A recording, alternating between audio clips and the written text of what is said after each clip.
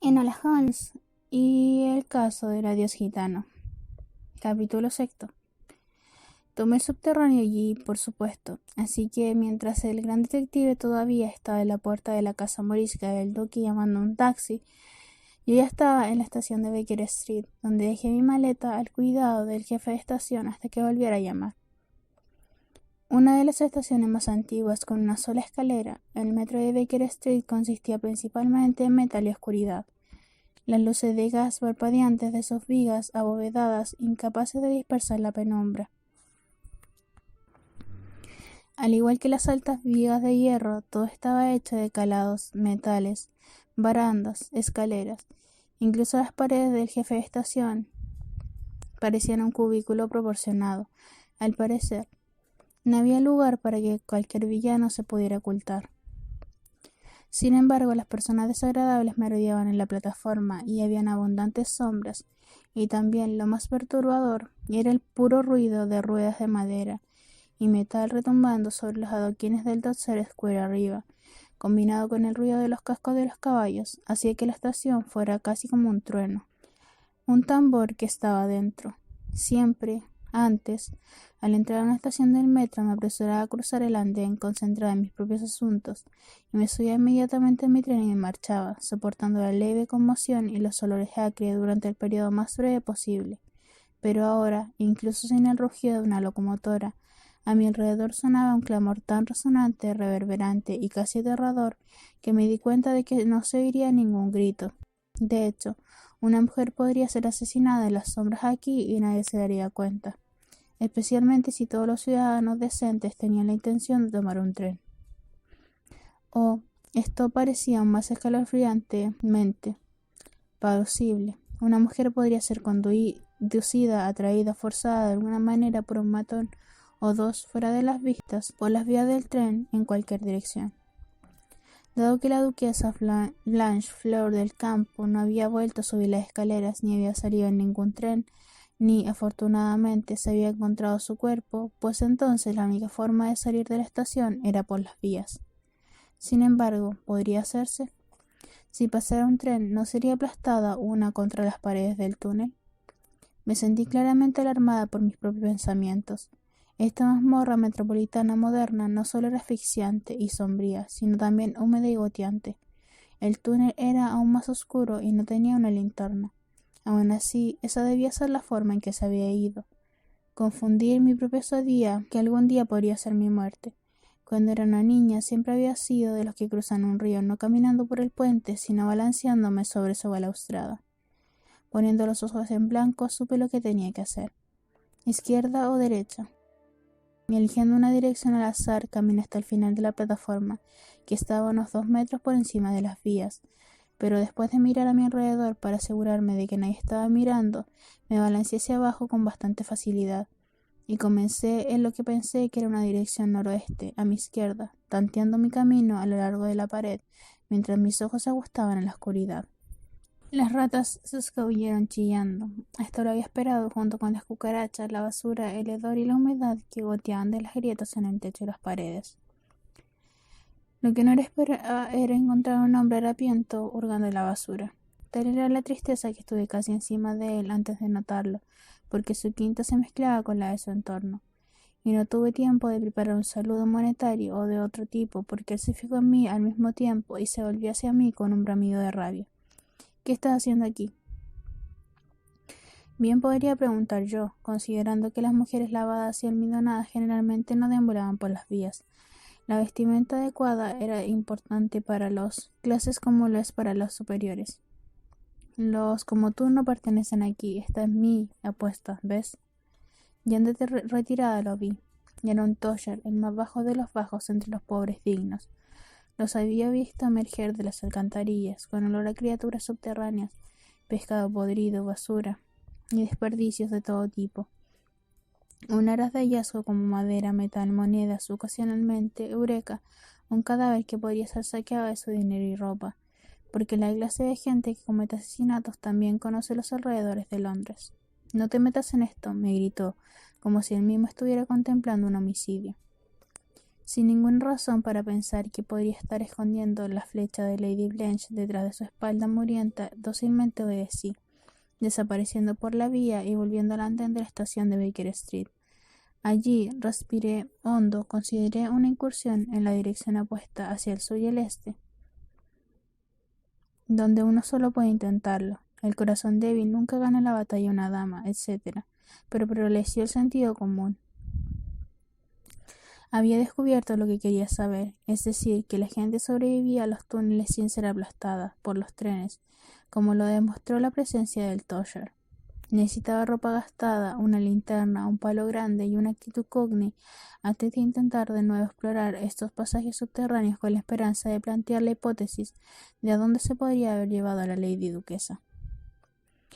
Con mi corazón todavía latiendo con fuerza por el encuentro con el troll hostil de las vías, recuperé mi maleta de jefe de la estación. Luego corrí escaleras arriba, contenta de llegar a la luz y al aire, comparativamente hablando, de Dorset Square, a través de la cual me dirigí hacia Baker Street. Vagones de cerveza y de pan, aguadores, carritos de pony, carritos y berlinas pasaban en procesión constante, necesariamente lenta, y el paso de un ómnibus anunciando la inevitable leche de Nestlé. Muchas personas también atravesaban los adoquines de la plaza.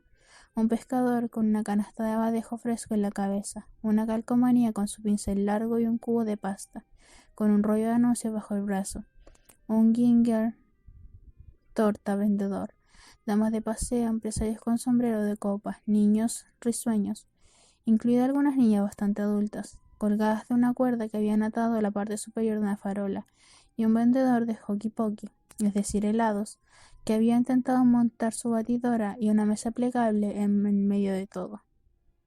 Y estaba gritando: Hockey pokey sentaba un bulto. Esto es lo que te hace saltar. El Torcher me había hecho saltar lo suficiente. Aún así, de hecho consideré que me merecía un helado, y caminé esa dirección, pero de repente y de lleno en mi camino apareció una anciana gitana casi tan alta como yo. Qué molesta. Las mujeres gitanas de la ciudad eran mendigos que pedían centavos, mientras en sus brazos, orejas y cuello sobre sus blusas escotadas de colores brillantes llevaban una gran fortuna en oro, cuentas de oro macizo, cadenas y brazaletes, toda su riqueza mundana en sus cuerpos en todo momento, brillando contra su áspera piel morena, y en todas sus prendas habían amuletos circulares de estaño y cobre cocidos que destellaban y colgaban, talismanes mágicos grabados con representaciones de pájaros, serpientes, flechas, estrellas, rayos de sol, lunas crecientes y grandes ojos fijos. Creo que fue por la fuerte superstición que llevaban consigo, el mal de ojo, la maldición gitana, que nadie intentó robar su oro. Esta gitana iba vestida como las demás, pero en lugar de la habitual súplica llorosa, se dirigió a mí con una voz profunda y ronca. Hija, dijo, veo una daga en tu pecho y un cuervo en tu hombro. Me asombró tanto que me detuve en seco, porque como siempre había una daga enfundada en el lux de mi corsé, y no podía haberlo sabido de ninguna manera terrenal. Sin palabras la miré parada allí, recta como una flecha y fuerte como una lanza, pero mejillas hundidas, el pelo gris tan largo y áspero como una cola de caballo, de los páramos, le caía por los hombros. Solo más tarde, reflexionando, me pregunté si hablaba de la daga como una cualidad intangible, como el cuervo, ominosa pero sabia. Sinceramente, ningún cuervo corpóreo cabalgaba sobre mi hombro. De la misma manera baja y tranquila, dijo, estás en peligro, envuelta en una sombra, hija mía. Era cierto, pero no había forma de que ella lo supiera, ni había ninguna razón para que me llamara niña, cuando me vestía como una mujer adulta. Mi asombro dio voz a la irritación. Por lo que sé, eres el peligro. ¿Qué deseas? Quiero ver la palma de tu mano, niña. Y me atrevo a decir que quieres que cruce el tuyo con una plata. No, no me des nada, es solo eso. Sé algo sobre ti, lo reconozco. Al mismo tiempo y extrañamente reconocí algo sobre ella, más bien algo que ella usaba. Entre los muchos amuletos circulares que colgaban de su ropa, uno destacó, ya que no estaba hecho de cobre o estaño, sino de madera, un círculo delgado de madera, y no estaba moldeado, sino pintado con un diseño amarillo. Para la mirada casual de un extraño podía parecer un rayo de sol, pero para mí era inconfundiblemente una flor de crisantemo. Interpretada a pinceladas, supe cómo se reconoce la propia letra, sin razonamientos. Al instante lo confieso, olvidé todos los pensamientos sobre la inafortunada duquesa, junto con mis modales. Sin una palabra de explicación, me lancé y agarré el talismán de la mujer gitana, que llevaba en el cuello de la blusa, en parte oculta por el pelo y sus muchos oros y muchas cadenas. Y aunque había puesto su mano sobre ella, sin ni siquiera un tú vete, ella no hizo ningún esfuerzo por impedirme, pero se quedó allí como un poste indicador de hierro. El aro de madera, que parecía ser una sección aserrada de una rama o del tronco de un árbol joven, estaba cosido a un paño a través de un solo orificio perforado en la parte superior. Con dedos temblorosos lo giré para mirar la parte de atrás, y ahí sí, perseverando los viejos hábitos, vi las mayúsculas pintadas, las iniciales en forma de firma, EBH. En el guión de baile lo había sabido en cualquier parte. Eudoria Burnett Holmes, mamá. Capítulo 7. Desconocida casi más allá del habla, susurré. Mi madre pintó esto. Aunque no le hablé tanto como a las esferas celestes y al firmamento, la gitana jadeó, tan asombrada como me había asombrado a mí al principio. ¿Tu madre? Su voz me llamó de nuevo a una apariencia de comportamiento civilizado. Solté el amuleto de madera y me quedé derecha para encontrarme con sus ojos, que brillaban casi ámbar como los de un gato. Sí, mi madre pintó esto. No puede haber ningún error. ¿Y por qué, después de todo, debería sorprenderme cuando supiera muy bien que durante el último año mamá había estado vagando con los gitanos? Mamá, que apenas sabía cómo vivir sin un pincel en la mano. Pero la gitana alta reaccionó con reverencia, como si la ruidosa calle fuera una catedral silenciosa. Se subió un pañuelo brillante para enrollarlo alrededor de la coronilla de su cabello.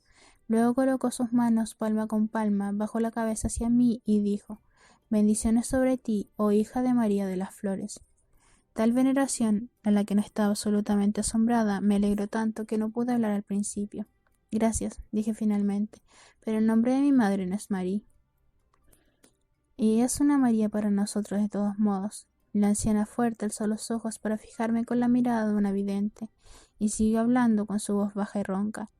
Hace mucho tiempo estuvieron María de la Magdalena, María de Betania, María Negra y María de Nazaret, quienes dieron luz de una virgen.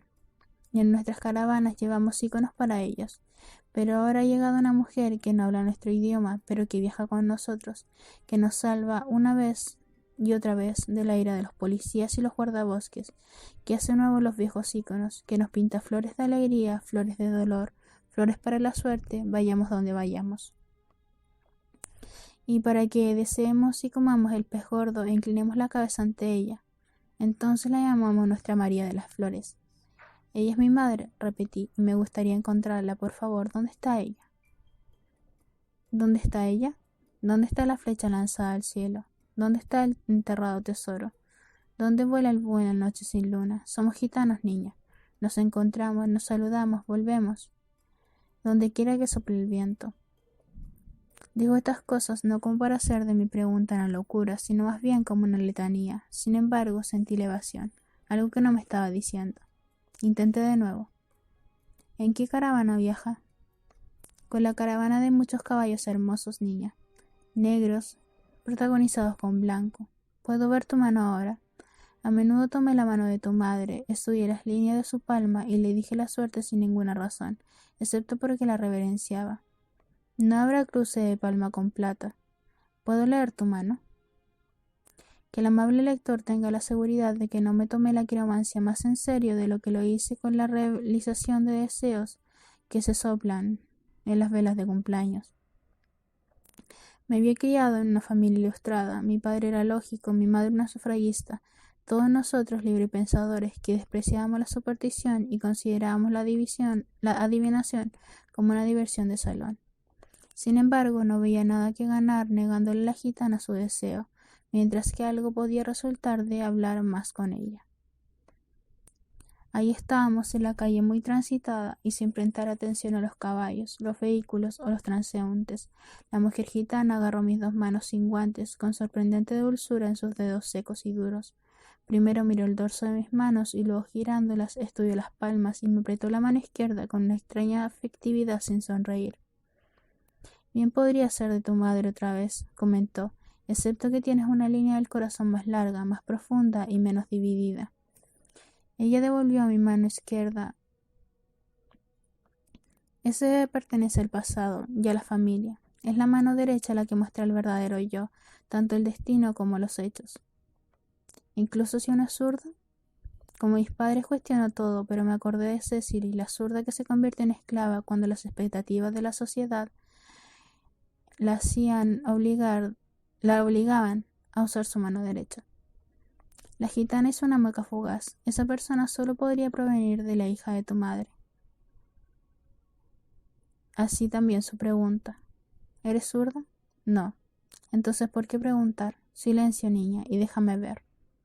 Estudió la palma de mi mano derecha con tanta intensidad que el tiempo pareció retroceder junto con el clamor de la ciudad y el paso frenético de la plaza. Cuando comenzó a trazar los rasgos de mi palma con el ligero toque de la yema de un dedo, sentí su toque reverberar a través de mi personaje, hasta mi ser más profundo. Me quedé de pie sin moverme porque decidí hacerlo, pero también como una especie de trance. Dijo con los tonos rítmicos de un mesmerista. Tu línea de destino comienza con una estrella en el montículo de Saturno y corre con una fuerza en tu línea de vida. El anillo de bodas en su mano izquierda dice que es una mentira. En verdad está sola, ha estado sola incluso en los días de su niñez, y está destinada a estar sola toda su vida a menos que actúes para desafiar a tu destino. Sentí la verdad de las palabras asentarse pesadamente como un ladrillo en mi pecho, pero simplemente asentí. ¿Qué más? La línea de tu corazón de nuevo está en esta mano larga y fuerte. Tienes una naturaleza profundamente amorosa, pero no tienes un amante. Abordar este problema amando a la humanidad. Intentas ayudar, servir, hacer el bien en todo lo que puedes. Su actitud era tan materia de hecho que no había sonrojos necesarios. De nuevo simplemente sentí. Ella continuó. Tu mano es delgada y sensible, de carácter artístico, y tu línea solar muestra una gran inteligencia e intuición. Comienza con una estrella en el montículo de Apolo. Una estrella en una mano es rara, 2 estrellas nunca antes había visto, ni siquiera en la palma de tu madre.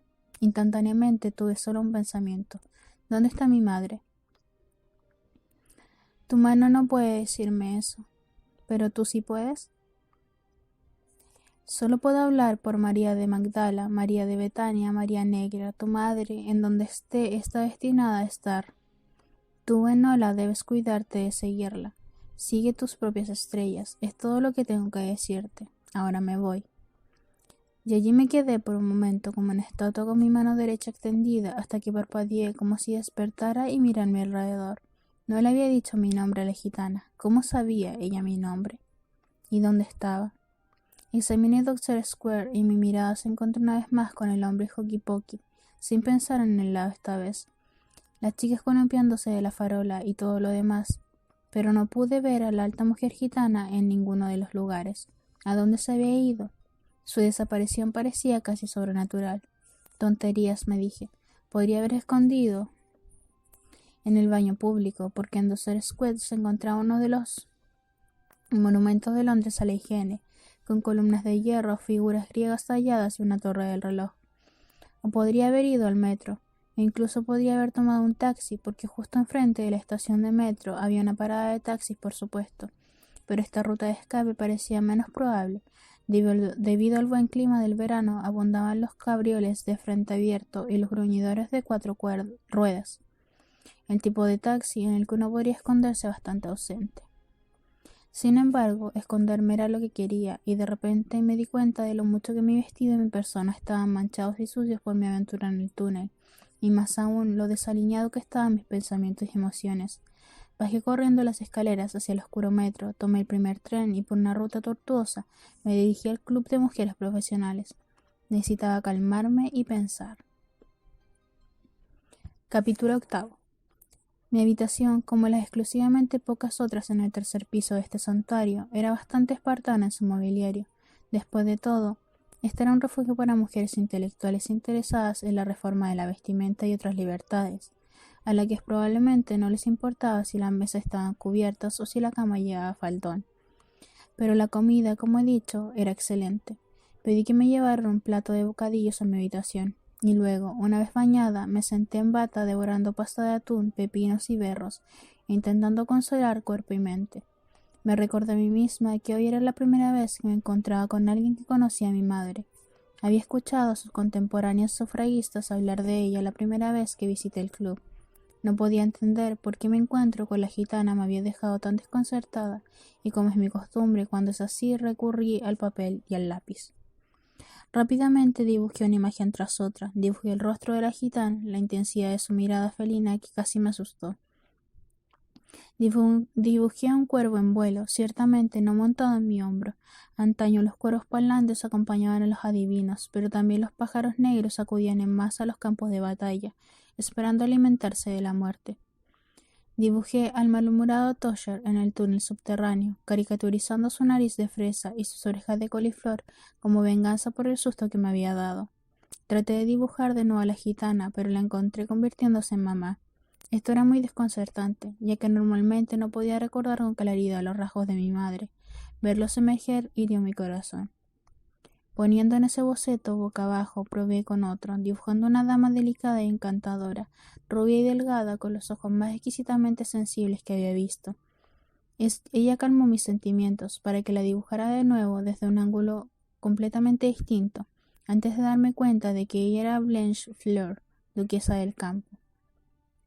Oh, por el amor de Dios, ahí estaba yo sentada, luego estaría dibujando caballos, comiendo sándwiches de pasta de pescado, cuando debería estar averiguando lo que había sucedido. Dejando a un lado todos los demás pensamientos junto con mis bocetos, me puse manos a la obra, tratando de razonar en el papel lo que podría haber sido de Lady Blanche Fleur. ¿Desapareció por su propia voluntad o se encontró con un accidente o con alguna trampa?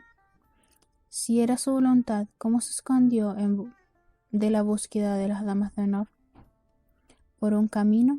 Muy improbable, pero debía investigarse. Debe aprender más sobre el origen de la dama. La infelicidad, su carta a su madre no era alegre. ¿Era un accidente o una trampa? Accidente. Se cayó a través de la rejilla en una alcantarilla. Se rompió la pierna para que no pudiera salir y nadie pudiera oír sus gritos. Inefablemente melodramático. Una trampa. Había sido apresada a la fuerza para un rescate, pero no se ha recibido ninguna demanda. ¿Con algún otro propósito? ¿Venganza? ¿Quién sería en ese caso su enemigo? Nuevamente indagué sobre los antecedentes de la dama. Quizás toda la historia del metro era una ficción inventada por las damas de honor. Pero seguramente la emoción que había observado en ellas era genuina. No creí en esa última oración por un momento, y ninguna de mis otras anotaciones me pareció particularmente reveladora. En tales casos es necesario dejar de pensar durante 1 o 2 horas, dejando así que la mente haga su trabajo. Pero ¿cómo podría distraerme mientras tanto? Visitar a la señora Tupper, por supuesto. Había pasado varios días. Mi querida casera sorda estaría encantada de verme, y la aventura siempre era una gran diversión. De inmediato me levanté de mi silla para prepararme. La señora Tupper, debo decir, era ahora invitada en la residencia en la casa asombrosamente populosa de Florence Nightingale. Desafortunadamente, mi hermano Sherlock sabía esto.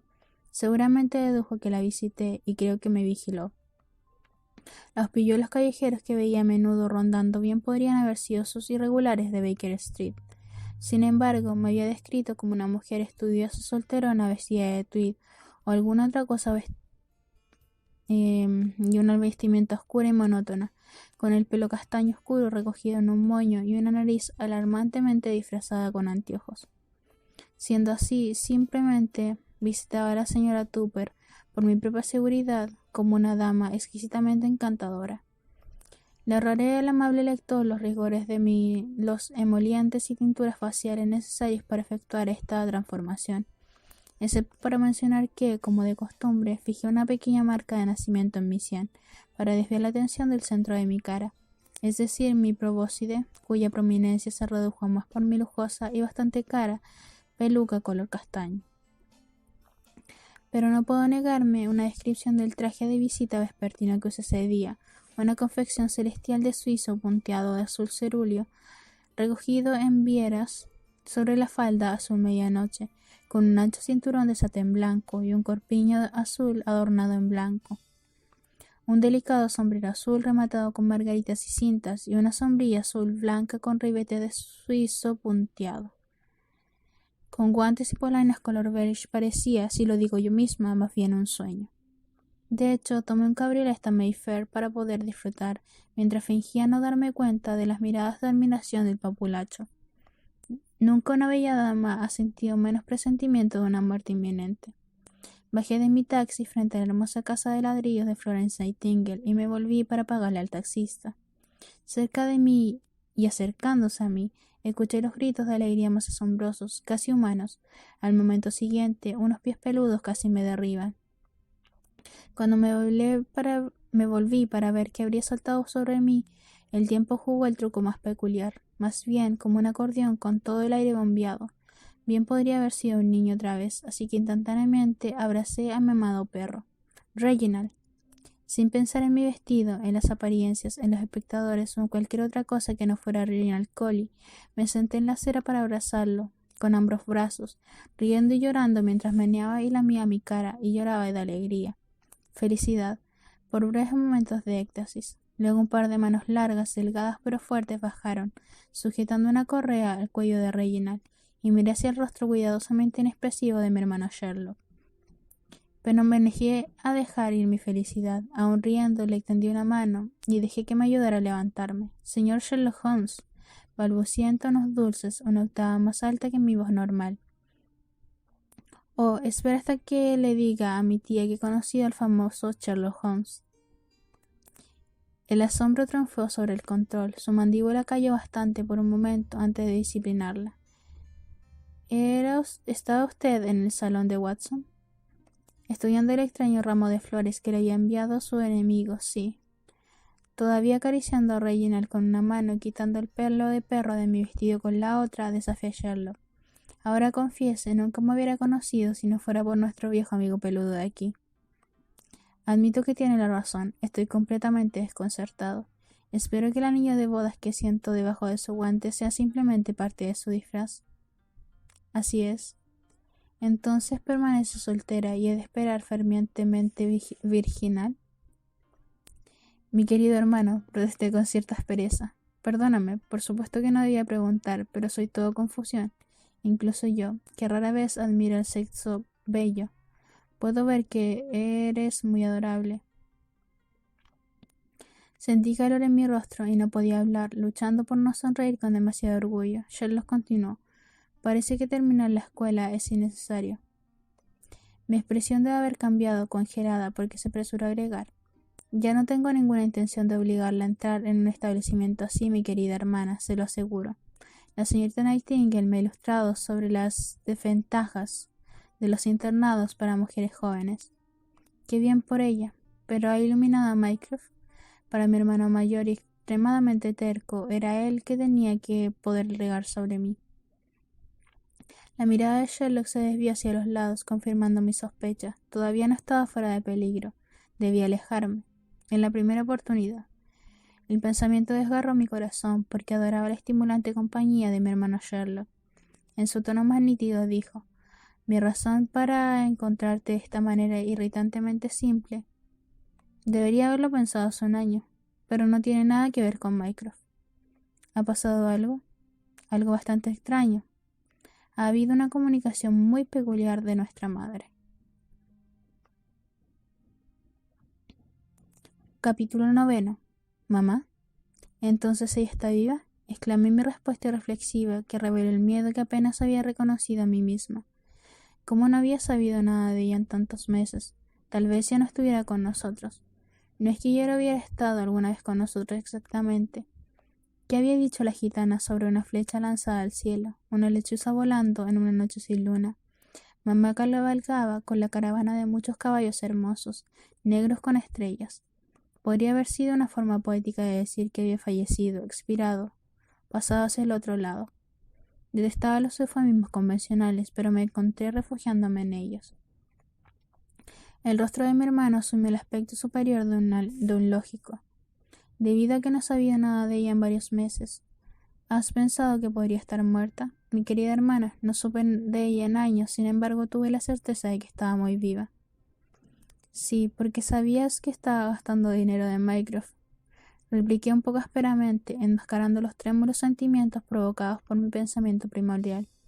Qué extraño, me encuentro con la gitana hace unas horas. Pero no le dije nada de esto a Sherlock, no era asunto que pudiera investigar con razonamiento deductivo. En cambio exigí una comunicación peculiar. ¿Cómo es eso? ¿Por qué peculiar? Te lo mostraré y dejaré que saques tus propias conclusiones. Se volvió como si esperara que lo siguiera. Al menos dime qué dice, grité. No puedo, no lo he abierto. Está dirigida a ti. Podría haber gritado. Mi impaciencia se disparó en un calor tan febril. ¿Es este uno de tus insensibles planes para atraparme? Enola. Mientras me miraba por encima del hombro, vislumbré la emoción en su rostro, rápidamente reprimida. No me atrevería, respondió secamente. Pero deberíamos ir a sentarnos. Inclinó la cabeza hacia la casa de Florence Nightingale, donde la puerta de entrada estaba literalmente abierta, como si fuera un edificio público, con reformadores, funcionarios de gobierno y otros visitantes que iban y venían a voluntad, aunque la famosa reformadora de la enfermería se mantuvo estricta, reclusa en el piso más alto. ¿Seguro que puedes confiar en mí hasta ahora? La verdad, para mi consternación, era que habría confiado en él mucho más. Así que entramos en la enorme casa de ladrillos de South Street, sin avisarnos y totalmente inadvertidos. Estoy segura de que en alguna otra residencia de clase alta de Londres hubiera sido posible que un hombre alto con sombrero de copa, conduciendo a un perro y llevando una maleta simple entrara, especialmente cuando estaba acompañado por una joven esbelta con su sombrero golpeado y torcido, y huellas de garras por todo su delicado vestido. Debido a que la planta baja estaba llena de gente, aparentemente se estaba celebrando una reunión. Vi una gran cantidad de chaquetas rojas del Ejército de Salvación. Los tres, contando a Reginald Collie, subimos las escaleras hasta el salón de música, donde la señora Tupper solía pasar sus días por miedo a que alguien tocara el piano. Una gran alegría para ella, ya que incluso sus oídos sordos podían escuchar la música si se sentaba directamente al lado del instrumento. Señorita Mitchell, gritó en el instante en que entré. Para ella yo siempre sería la señorita Mitchell, exentonada y rescatadora reciente, sin importar lo poco que me pareciera a esa persona seudónima. Mis disfraces nunca la engañaron porque los había visto todos. Se levantó tambaleando de su mecedora, me abrazó por la cintura y yo apoyé la mejilla sobre su gorra blanca almidonada, que apenas me llegaba al hombro.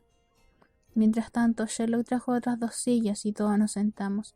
No había necesidad de mantener una conversación cortés con la señora Tupper. De hecho, dirigió toda su atención a Reginald Collie, acariciando su cabeza con ambas manos temblorosas y exclamando: «¡Qué buen collie de granja antigua!» Como debe ser un collie, sin ninguna de esas cosas, como patas de arañas de nariz puntiaguda que ves en Hyde Park. Mientras tanto, Sherlock puso su maleta sobre sus rodillas, la abrió y sacó un paquete grande y plano, hecho de papel marrón que me pasó. Un desconocido dejó esto en la puerta de la cocina de Fender en medio de la noche. Mirando las primitivas interpretaciones de carbón de estrellas, ojos, búhos, flechas, serpientes, luna y sol, le dije con gran certeza: un gitano lo puso allí. Recientemente había visto esos diseños en los amuletos de cierta gitana. También había visto diseños muchas veces antes, pintados en sus coloridos garritos. ¿Un gitano? ¿Qué te hace decir esto? Vaya, ella estaba vagando con ellos desde que... La expresión de su rostro recordó. Oh, querido, olvidé que no lo sabías. ¿Cómo diablos lo sabes? Supuse... Y luego pregunté en el periódico. Ella respondió afirmativamente. ¿Te estaría refiriendo a esa tontería confusa sobre la 4ª letra del amor verdadero? No me olvides, le expliqué, la 4ª letra es la G. La flor de la pureza es el lirio, la 4ª letra es la I. Para los pensamientos, la primera letra es la P, y así sucesivamente. Sacudió la cabeza como si no estuviera menos desconcertado que antes. ¿Qué querría mamá con una banda de gitanos apestosos y ladrones? Libertad. Pero esos mendigos halagadores, caravanas brillantes y hermosos caballos, noches bajo las estrellas sin fronteras, los nómadas más antiguos del mundo tocando la música de violín más exquisita del mundo, y sin necesidad de vestirse para la cena nunca más. Conejo guisado, gimió, todavía sacudiendo la cabeza, no tanto en negación como en su incapacidad para creer. En una hoja de hojalata sobre un fuego humeante, hollín. Sin prestarle atención, estudié el papel marrón, no tanto el crisantemo y la hiedra en su centro, aunque la vista de esta obra de arte inconfundiblemente familiar apretó mi corazón. Pero lo que más me desconcertó fueron los oscuros y ominosos símbolos de carbón alrededor, especialmente los 4 ojos malvados, porque así es como la mayoría de la gente los llamaría, en las esquinas. A mí me parecieron no tanto atemorizantes como asustadizos. Los gitanos son gente supersticiosa, le comenté a Sherlock con tanta naturalidad como si no me hubiera sometido a la práctica supersticiosa de la quiromancia con un gitano de ojos amarillos unas horas antes. Todavía no sabía qué pensar de ella. Estas marcas son amuletos de la suerte y hay que funcionan esos amuletos de cobre. ¿Pero por qué los han garabateado en todo este paquete? Si lo abres, se quejó, alguna razón podría salir a la luz. ¿Qué hay en...? Exclamó la señora Tupper al notar el paquete por primera vez. Ya lo veremos. Aunque normalmente abro los sobres con los dedos, pensé que no debía romper este. Supongo que debería ser un cuchillo.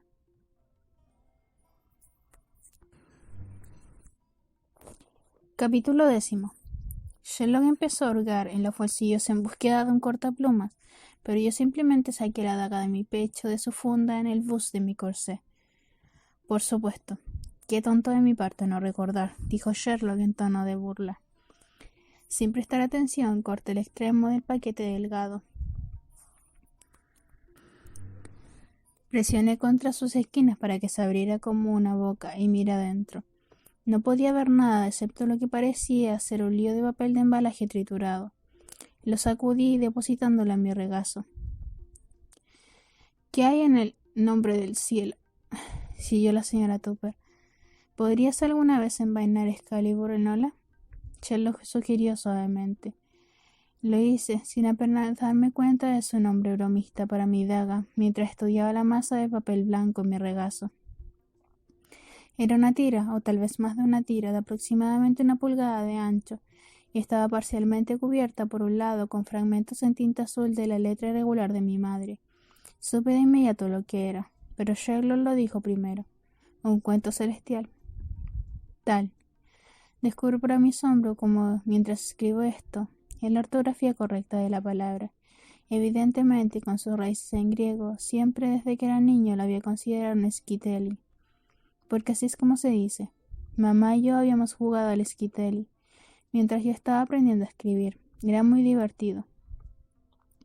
Uno toma un papel, lo corta en tiras uniformes, lo pliega de un extremo a otro, los enrolla alrededor de un objeto cilíndrico, escribe el mensaje a lo largo del cilindro y luego desenrolla el papel. El mensaje de uno, ahora todo en pedazos en tiras largas de papel, no puede ser leído por su destinatario hasta que encuentre el tamaño correcto del cilindro para enrollarlo, ya sea un palo de escoba, un rodillo, un latón, un poste de la cama, un candelabro. La posibilidad de desenfender HAL eran múltiples, pero finitas. Pero ¿cuáles eran las posibilidades en Londres? Casi infinitas. No podría leer la carta de mamá hasta haber encontrado un cilindro del tamaño adecuado para darle la vuelta, y mi frustración me hizo tan cerca de las lágrimas que tuve que morderme el labio. Esto era lo que había estado anhelando desde el día en que mamá se fue, una carta, algunas palabras de explicación, tal vez de afecto, o incluso, me atrevo a pensarlo, de amor.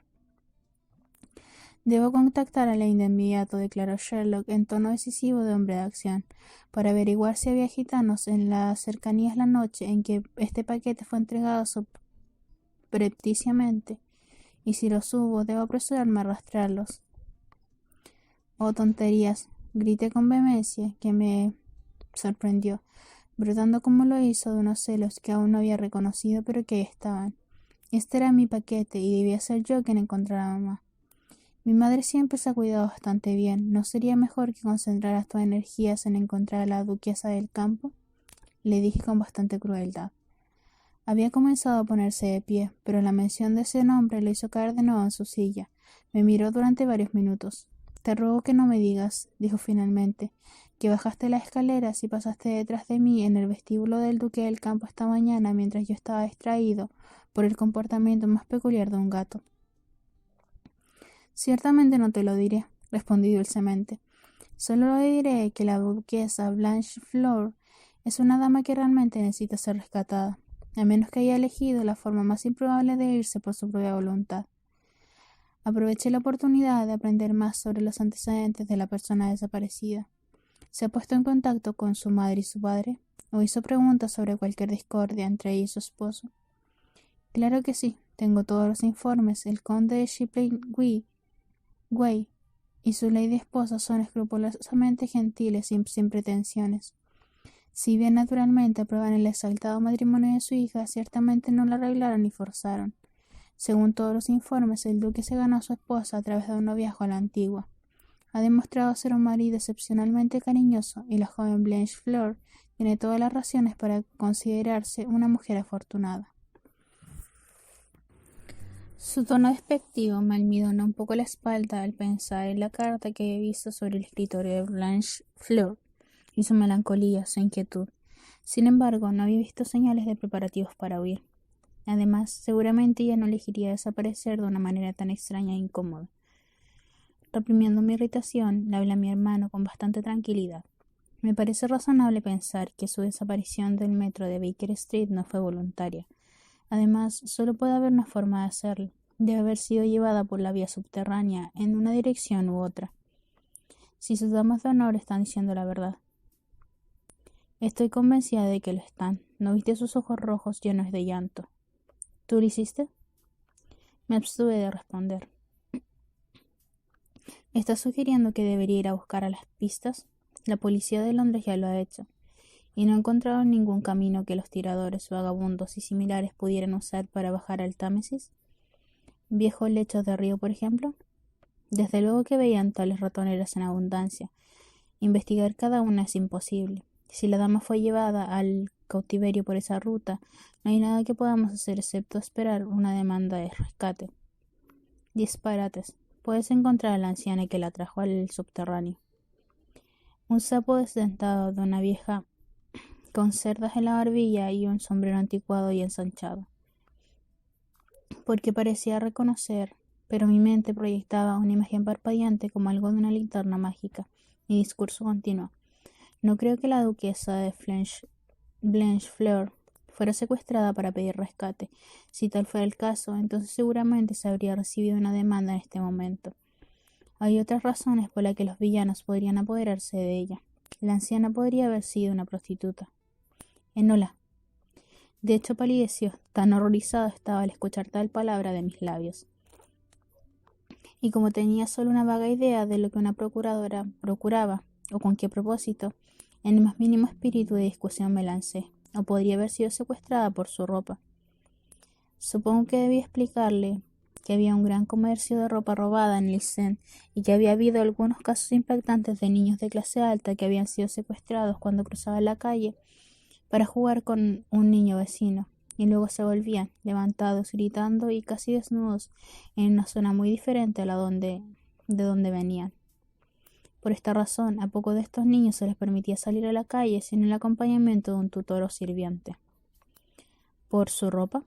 La duquesa no es una niña, al contrario pensé. Parecía bastante infantil en muchos sentidos, pero Sherlock se rió de buena gana. Más inverosímil. Sin embargo, si hubiera sucedido algo por el estilo, debería haber vuelto a casa durante el día. No contesté. De hecho, apenas escuché, porque en ese momento recordé dónde había visto. De hecho, había conocido bastante bien durante unos días horribles a una anciana de barbilla erizada y un sombrero espantoso. Sin decir una palabra, recogí los papeles de mi regazo, me levanté de un salto, abracé a la señora Tupper, le di a Reginald Collier una última palmada en la cabeza y, abandonando mis guantes y sombrilla, corrí hacia las escaleras. Enola. Escuché gritar a Sherlock en un tono bastante forzado detrás de mí. Metiendo el esquitel, en mi pecho, enviaré un mensaje. Llamé por encima del hombro mientras bajaba las escaleras. Salía de la casa y corría con todas mis fuerzas, escuchando los pasos de Sherlock acercándose detrás de mí.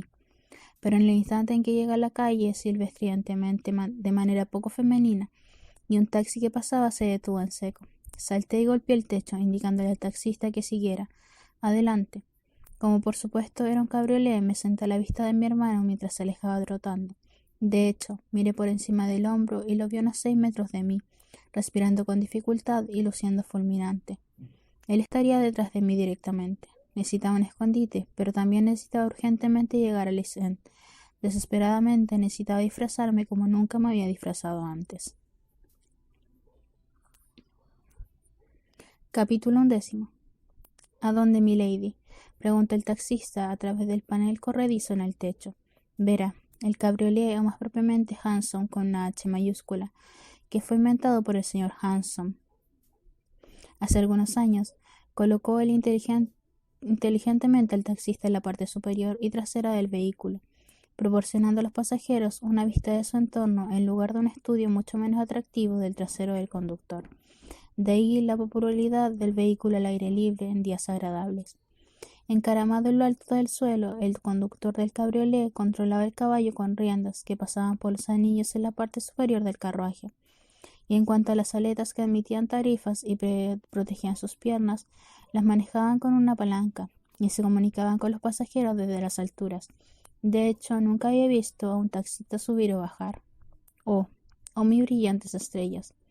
Como la mayoría de mis ideas más atrevidas o descabelladas, esta se me ocurrió en un momento. Tan pronto como el conductor hizo su pregunta, le respondí: «A tu establo». «¿Perdón?». Su voz se volvió un poco chillona. «A donde sea que usted aloje su caballo y su taxi». Le presento un billete de 1 libra a través de la ranura del techo. «No tema, haré que valga la pena su tiempo». Hasta que llegamos a la obiscua Serpentine Mews, no se me ocurrieron los posibles obstáculos a mi plan. Si el hombre trabajaba para una de las grandes empresas de taxis, ¿cómo podría esperar tener éxito? ¿Y a cuántas personas más tendría que sobornar? No podía pensar, todo parecía desesperadamente confuso. Sentí el peso invisible del cuerpo de la mujer gitana en mi hombro. Había enojado a Sherlock de nuevo. El mensaje de mamá cabalgando en mi pecho se sentía, en mi mente, como si realmente estuviera ardiendo en mi corazón. Sin embargo, todo lo demás debía esperar hasta que hubiese encontrado a la duquesa del campo. De hecho, me sentí culpablemente afortunada de tener una excelente excusa para postergar las cosas, porque incluso en este corto periodo de tiempo, mis sentimientos sobre la misiva de mi madre habían cambiado. Ya no tenía ganas de leerla una vez, sino que quería esperar un poco más, para darme tiempo para esperar que el mensaje pudiera contener alguna palabra de sentimiento maternal o afecto hacia mí. Sin embargo, que mi mente diera forma al pensamiento en palabras, sentí que esta podría ser mi última oportunidad. Me sentiría devastada si me decepcionaba. Por lo tanto, me había vuelto un poco cobarde, dispuesta a aplazar el momento de la verdad. Mientras tanto, mi taxista pasó por Serpentine Mews, dobló por un par de esquinas y entró en un pequeño establo en la parte trasera de una casa sumamente modesta. «Bueno, entonces eres independiente», dije sin preámbulos mientras salía. «A la derecha». Ningún supervisor que interfiriera. Qué fortuito. El hombre todavía estaba sentado en su posición elevada. «Baja, amigo mío», le dije.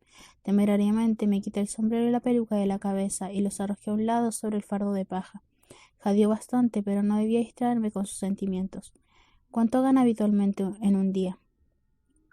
De pie frente a mí ahora, abrió y cerró la boca como un pez, varias veces antes de lograr decir: «En un buen día 3 libras. Te daría 10 por el uso de tu caballo, tu taxi y el préstamo de tu sombrero y chaqueta». Aunque siempre había jurado que me vestiría de hombre, me consolé decidiendo que técnicamente no lo estaba haciendo, en el sentido de que no usaría pantalones. Mi parte inferior nunca necesitaría ser vista. El asiento del conductor tenía pequeñas puertas que lo cerraban como un cubo. Aquí está. Dejé un billete de 10 libras en la mano del sorprendido hombre. No fue tan simple, por supuesto. Mi taxista requirió varios minutos de persuasión, no financieros, aunque con mucho gusto le habría dado más, pero como era un tipo honesto, le preocupaba que yo quisiera su taxi para propósitos nefastos. Le aseguré una y otra vez que mis intenciones no eran inmorales ni ilegales, que tendría cuidado y que le devolvería el caballo y el cabriolet sanos y salvos al anochecer. En realidad mis intenciones eran simplemente sentirme felizmente segura de que Sherlock Holmes, incluso con la ayuda de Reginald Collie, no pudieran ponerme las manos encima, mientras realizaba un recado muy necesario: viajar al East End de Londres, donde esperaba para encontrar a la anciana con aspecto de sapo de barbilla erizada que había traído a la duquesa del campo al metro. Estaba casi seguro de que era el cabriolet Culhane, de la ropa usada de Culhane. Dio la casualidad de que conocía bastante desagradablemente a esta persona interesante de una aventura anterior, de hecho, del tren que inicialmente me había traído a Londres. En qué ocasión se había puesto un sombrero espantoso, y aunque Londres podría contener cientos, quizás miles de viejas feas con tocados viejos que brillaban como hongos, ¿cuántos de ellos comerciaban con ropa usada? Además conocía la crueldad y el atrevimiento de la señora Culhane, y me sentí instintivamente segura de que aquella era quien había asaltado a la duquesa del campo. Aunque ella no podía haber hecho todo el acto cobarde por sí misma, sabía la clase de amigos que tenía, y estaba segura de que un par de matones la habrían esperado en la estación de metro de Baker Street. Aunque no tenía un plan más esquemático, en este momento era como enfrentar a la señora Culhane. Había una gran cantidad de verdad en mi tono cuando le dije al taxista que quería usar su cabriolet para un recado de misericordia. Puso los ojos en blanco, pero se vio. Un tonto que soy. Pero muy bien entonces. Si haces esta única cosa, anota mi nombre y un número en papel y ponelo en una cabina. Así me lo devolverán en caso de accidente.